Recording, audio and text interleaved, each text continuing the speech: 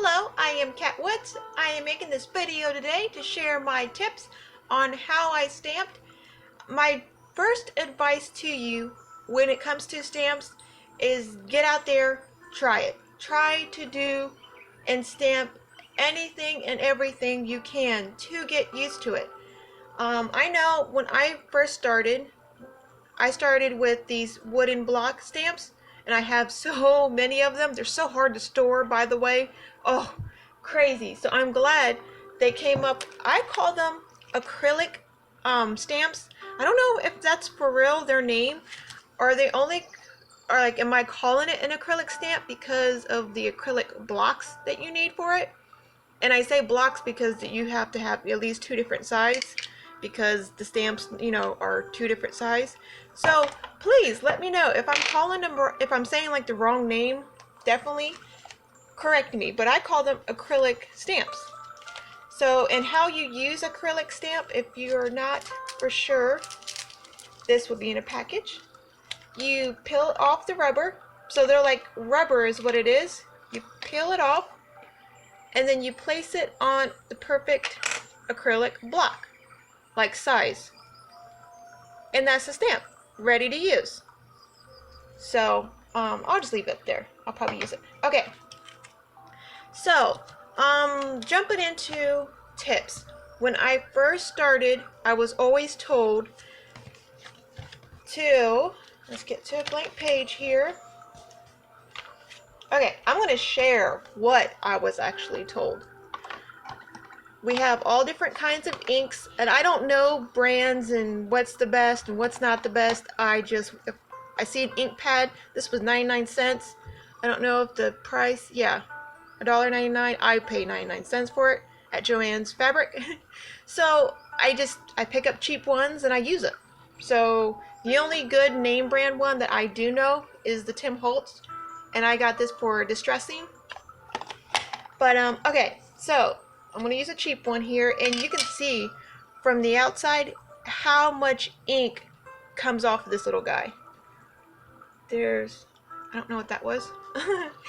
Okay, so it pretty much tells you you're going to get a lot of ink from this. So that's one way of showing. If it has a black container, you can't really tell.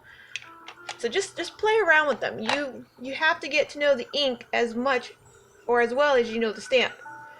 But I was always told to do this technique.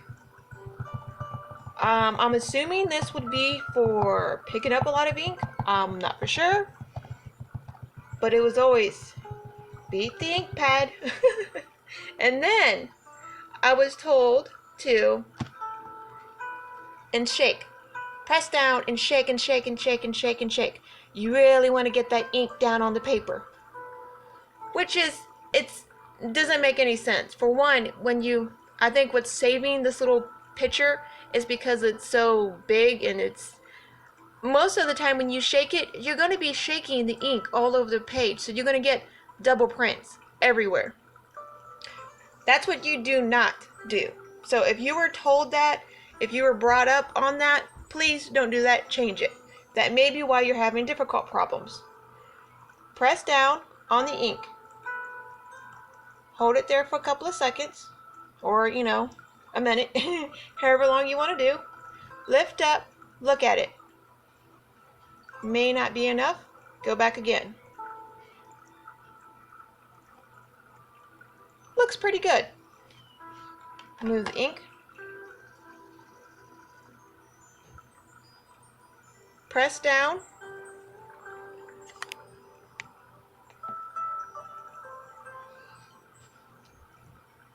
And hold. Just hold it there, say 15 seconds, 20 seconds. Hold the paper, lift straight up. That's how you get a perfect stamp. And almost every time, depending on what all you have on the back of the paper. And that's another thing. If you are a Bible journaler, our Bibles get really thick, and they have, it starts getting lumpy because of the items we put on it. Highly recommend, and I just recently got this, if you've been following me on my channel, getting a mat. You don't have to get just a Bible mat, but you can get them at the dollar store. There's I think they're called like cooking or cooking boards or something like that, placemats. There's all kinds of mats like this. You place it on and it helps give you a flat surface. So if you have something on the other end, this not only protects your pages from paint and stuff and ink, and just in case this does transfer, because this is some thick paper here, so if this is showing up strong here, it's going to be worse than a Bible. So, but yeah, this helps protect it. I just didn't have like the room right now to use that, but I don't know if you can tell the difference between the two. Like you get more ink here, it's stronger, it's more defined than up here. Okay, so let's try this shaking. Well, I don't want to go over. Okay, just do not shake the your stamp. Let's not do that. If you do not have stamps, you can use anything that has like a texture. So maybe if you have stencils, you can still stamp with stencils. And let me show you how to do that. So I'm just going to use green, and this is this pad. If you have bubble wrap, I've also done bubble wrap. I wish I had some right now for this video because bubble wrap is so fun to do. And with the bubble wrap, you just cut out like a square or however a long piece, whatever piece you want. Pretend this is the bubble wrap, push it down on the paper, and then, on the ink pad, and then push it down on the paper. And then you get them little bubbles all over your page. It's super cool looking. Okay, but this is just a makeup sponge. Like literally you can get a pack of them for like $1 or $2. The only thing you do with this, I suggest using this flat part. And I have, excuse my nails, I have paint on my nails. I was painting. So just excuse them. But you put the stencil down. Get kitty hair on it.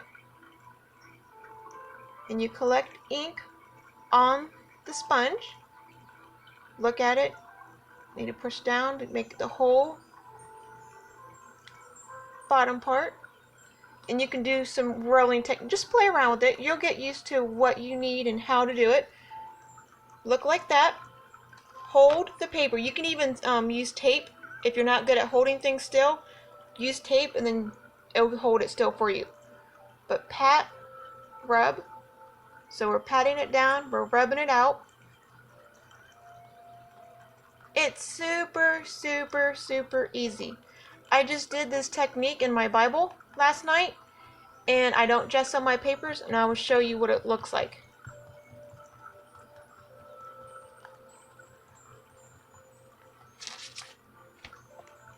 How cool is that?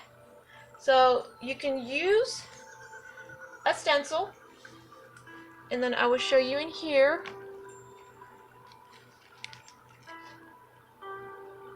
That's the technique that I used. And then for these little yellow dots, it's just acrylic paint. I got my smallest little paintbrush and just poked the little dots on there. So super, super, super easy. So you can use stencils. If you have like a rag, this is like a dirty one, but if you have like a rag like this, or you're gonna want it dirty, I mean, you're gonna put ink on it, just because it has like a pattern on it.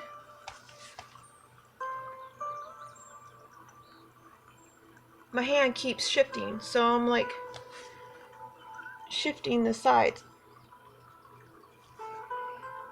You can add different marks. Anything that has texture, you can use.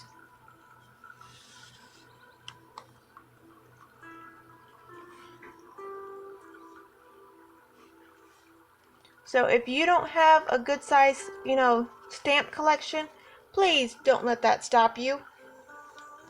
Look around your house, see what you have that has, texture, and then use it. You could put like a sticker over this, you can add you can do so much. You just have to pull yourself out of, normal thinking. Let's see, what else? Okay, another tip that I have is when it comes to letters, block letters at least, not acrylic, because acrylics you just put them on the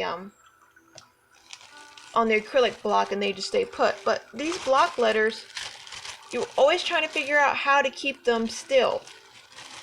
I was trying to find like a word. Okay. Now can I find a Y? Of course. Oh, okay, good. I was like, when I want to find something, you just can't find it. And then, so quick tip. Some of you may know it, but this is what I do when I want to put a word together. So I want to put out spell joy. I wrap a rubber band around it, and it keeps the letters together. Because I wish I could do just the regular free, like a free-handed stamp. Just, I'm going to push it here and it's going to be on. I have to have it perfectly straight, and I don't know. It just, I guess it's an OCD thing. So, I'm going to use this pink color one. Oops, sorry about that.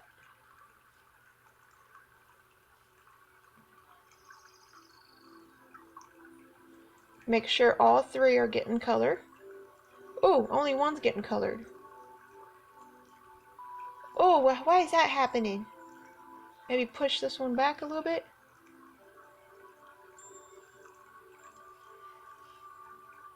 That J is really getting color. Look at that.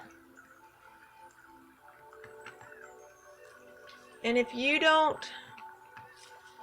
like me, a lot of color like that, just wipe it off. You can get a Q-tip too. I've used Q-tips.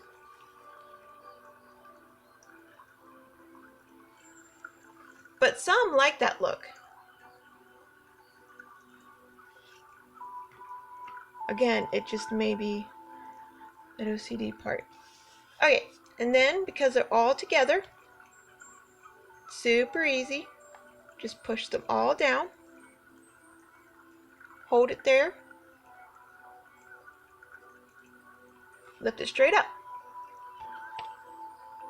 So you just have to get used to stamps. Don't fear stamps, and always do it on a blank piece of paper. Just get a notebook out. If you don't have one, go buy a 99-cent notebook and just dedicate it all to stamps. Spend an evening playing around with different stamps. Different stamps come out differently. They don't all ink the same. So if you think, okay, I have two black pads here, they're both going to come out differently. One may be darker, one may be more gray, one may be flat or matte looking, and just play around with your stamps. That's the only way you're going to get used to them, or you're going to know how they're going to look. Never ever jump into practicing stamps in your Bible, if you Bible journal, or in your journal. Never do it on like the masterpiece on what you're going to do. Always practice this technique out. Like this leaf technique, it was super new to me, and before I even tried it out, look where I did it. I did it on my last page just for two reasons. I didn't know what I was doing, and I wanted to make sure and to know what the back of the page was going to look like. So I knew it was going to bleed through, so I knew I had to do it on a page, which that doesn't bug me. I will do it throughout my Bible just because I like the way it looks.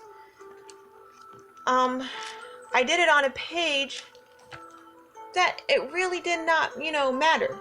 Like, that kind of really looks good. So, oh, I am sorry. Whew, now that I got you all nice and sick. But, okay. So, those are my tips. I hope this was helpful to you. If I can think of any more, I will definitely keep, sharing them on here with you. I hope you all had a great day. Bye.